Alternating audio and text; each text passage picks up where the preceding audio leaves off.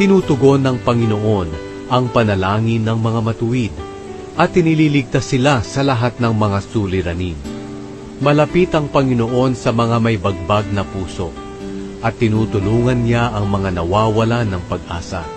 Marami ang paghihirap ng mga matuwid, ngunit iniligtas sila ng Panginoon sa lahat ng ito. Sila'y iniingatan ng Panginoon at kahit isang buto nila'y hindi mababali. Ang masamang tao ay papatayin ng kanyang kasamaan, at silang nagagalit sa taong matuwid ay parurusahan ng Diyos.